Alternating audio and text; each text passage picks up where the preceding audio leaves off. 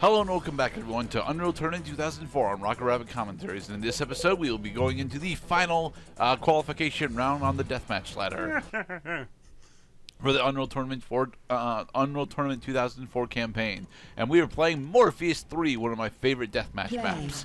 Specifically because, it's a low gravity map, so we have access to a shitload of mobility and interesting weapons and loadouts throughout. Minigun alt fire. Double kill.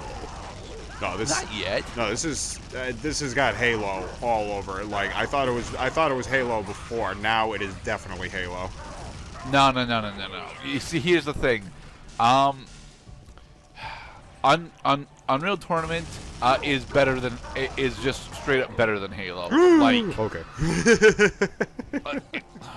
Okay. Morpheus, I will grant, has got a little bit of what Halo would want to do in it. Specifically, there's the high towers map in Halo 2 as a deathmatch map that feels a bit like this. But Halo 2 is also significant. But Halo and Halo 2 are both significantly larger maps while also being significantly more confined. It's really weird. Halo's map design for deathmatch is fucking shit, at least in comparison to Unreal Tournaments. You killed Rampage. Like for that entire decade of console FPS, we actually did get a couple of ports from of PC popular shooters during that time, specifically Unreal 3 and Quake 3 Arena, and they have just significantly better deathmatch map design than Halo does. Well, all the time, all I would hear about for that entire decade is that Halo is just one of the greatest multiplayer shooters ever, and I would have to correct them by saying on console. Because on PC, fucking Doom and Doom 2 are better multiplayer deathmatch focused games than Halo and Halo 2 are. Well, it strikes me that UT is kind of like the postmodern, like first-person shooter multiplayer. Like it understands the tropes. That's why instead of giving you, max health or max armor, they'll give you a big keg of health, but 100 pumps, and get to drink it all and puke all over your sister. Well, yes and no. I mean, I'm not entirely sure about the entire development team or its history, but given that these guys were, given that the team for Unreal Tournament had previously worked on Unreal 1 and the tacked-on multiplayer mode for that, it honestly feels like Unreal Tournament mostly wrote the book on the in-game humor and tropes that would go on to be popularized by other shooters, specifically kill streaks. Whereas UT doesn't actually reward you with additional equipment for kill streaks. You do get adrenaline bonuses as of 2003 from kill streaks, which would go on to inspire the kill streak system in a majority of the other of the Call of Duty games. That is true. That was definitely not a thing like godlike. I mean, they'll definitely, give you a verbal congratulations on your kill streak in Halo 2, but they're not going to give you weapons, armor, extra abilities just because you killed lots of dudes in a row. It just means you haven't died yet. That's all it means, is that you haven't died. But that's another subject entirely, is, the difference between kill streak driven games and non-kill streak driven games, because I would say that Call of Duty is very much a kill streak driven game. Yeah. Wicked sick. Wicked sick. Wicked I do love that barbecue, specifically because it is the final congratulations that you get for kill streaks. You get an announcer queue every 5 kills that you manage to stay alive. It goes killing spree, rampage, dominating, unstoppable, godlike, then wicked sick. Like, I saw Jesus pull off an ollie off of a ramp. Yeah, that was godlike. But I saw that kill you pulled off no-scoping across the map, jumping diagonal at 0 Gs. That was wicked sick, bro.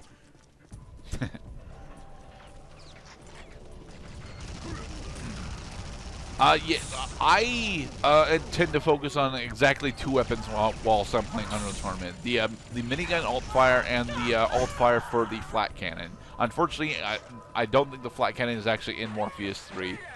But, yeah, those are the weapons that I prefer to use. Every weapon does have its niche. Specifically, the shock rifle shot combo is technically the most powerful expenditure of three rounds that you can get in a game. This is the Redeemer. Yay. Let's see. We've already fired it once and gotten a couple of kills. This is effectively a nuclear missile. If it manages to detonate successfully, boink! Jesus Christ. But you Brutus did take damage from that. He just didn't die. Oh, cool. So there are platforms down here. And down here on Morpheus 3 is where the Ion Painter is. It calls a satellite bombardment, which is what this is. Ouch! Misery was obliterated. Exodia. The big thing about Morpheus 3 specifically is that at the top of each of these 3 towers are specific power-ups. One tower's got the Redeemer, another tower's got the Big Kick of Health, and the final tower's got the Super Shield pack. Super And Shield. at the bottom of the 3 towers is a cross-platform that has the Ion Painter on it. Well done. You have achieved the 60th kill for the murderous teddy bears. 41 kills out of the 60 for my team. Jeez. Well, you were saying that it stops being we are on novice mode, so that is partially why. But at the same point, I would your kill streak acknowledgements would be a lot less frequent. Yeah, they would. And that's what makes them special, is that they are pretty tough to get. So actually, I don't think you died at all during that. So we have been challenged by Goliath for another head-to-head. So are we going to Edema or Iron Dust? I think weak. Okay, we're going to Iron Dust. Iron Dust is a more interesting map, but Edoma is better for 1v1s. We've already been on Iron Dust, so it's new in the world of Cloud today.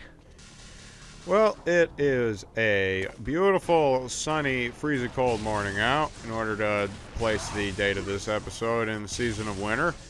And, well, I've been doing a lot more of the same.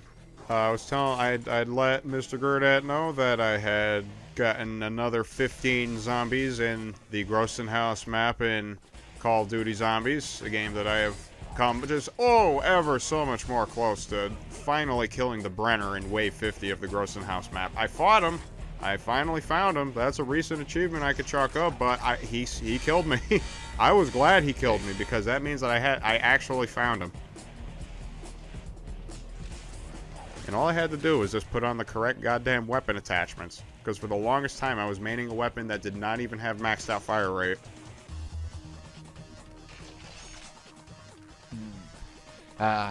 Fire rate is very important in first-person shooters. Very important. It affects how much damage you deliver per second. Yeah, but when it comes to the Call of Duty games and Modern Warfare, time to kill is so low that capping out your fire rate isn't actually all that important. Well, actually, on zombies it probably is because he got stuck. You gotta shoot him in the head. It probably is because you have the issue of it being a PvE game and the zombies having scaling health depending on how far into the mode you are.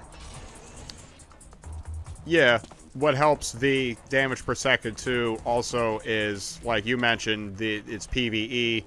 The zombies are exploitable, and you can line them up in order to get lots of simultaneous shots.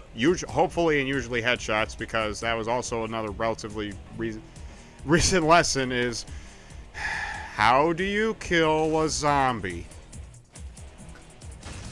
Well, you have to impale him through the skull, usually. You gotta take off its fucking head, exactly. And that, for some reason, in a game where where the second most important metric you have for determining your success, second only to kills, is headshots. You would think that you would want your headshots to be as high as possible. Not this guy. Not until relatively recently.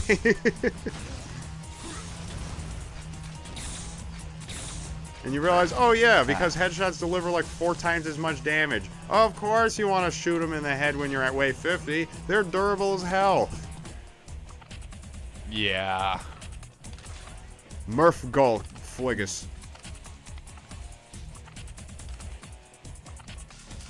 Was that English? No, it was not English. It was Murloc. It was Murloc. What is it Murloc for? It is Murloc for motherfucker. Motherfucker. Oh, you son of a Squidward. Actually, I don't think Murlocs would think that motherfucker's an insult. I mean, of course you fuck mothers. You're a husband and a father. Shut your fucking face, Uncle Fucker. It's a genuine slang term, Uncle Fucker.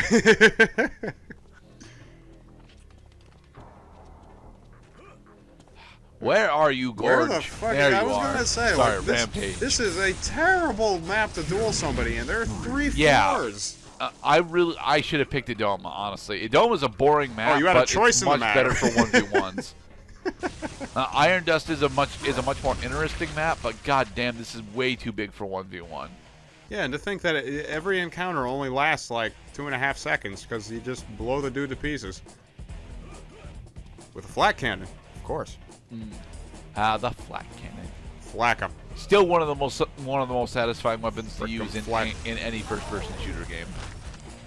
One shot, one kill. Only sometimes. You have to actually hit him directly with a happy pie for that to work. You got to pick up the potion. You got to drink the potion in order to gain your respective monkey powers. Now you can bash this button with your head. There we go. Hey, he actually respawned in a place where we could see him.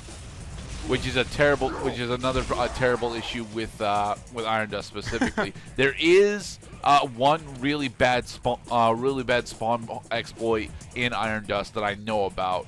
I But know you that don't tell your 1v1 friends about. I know that Iron Dust isn't the only map that has this issue, but but given how often we end up playing Iron Dust, yes, right there. He was effectively 2 rooms away, but the 2 rooms have got linear sight on them. Camp the super shield, loop around for double damage. Simple. In a situation when you're fighting an AI computer player. I agree, yes. Honestly, it's pretty jarring to get spawn killed because first you're looking at the screen of you dying, and then you're looking at the screen of you spawning, and then you're looking at the screen of you dying again. So it's just a series of a lot of information you just have to discard like right after it happens. Yeah. Thankfully, that's what the spawn protection timer is for in multiplayer. That you get invincibility for the first couple seconds after you spawn. 5 seconds is its default. Nice. I'm not entirely sure if it's even on default, to be perfectly honest, but yeah. Actually, Time Splitters occurs to me as a game. That was a game where you did not get spawn protection. Unfortunately, spawn protection does not protect you from telefrag. Did Telefrag? Telefrag, the ability of killing an opponent on accident via teleporting into their physical space. Telefrag has been a thing since the very least Quake 2. If you certain deathmatch maps in Quake 2 had teleporters on them, and if your opponent stood on the spot where the teleporter would take you, and you used the teleporter, you would score a kill by obliterating them on spawn. So it's the Jeff Goldblum effect. Only if you really want to consider the fly to be accurate science, which you shouldn't. Well, it's just, just like 2 lightsabers will cross and stop each other, just like swords would do that are made of metal versus made of energy. They have rules. And one of the rules here is never, ever occupy the other teleporter with other organic materials. Yeah. You just don't do it. Buddy. And remember, keep your teleporters clear.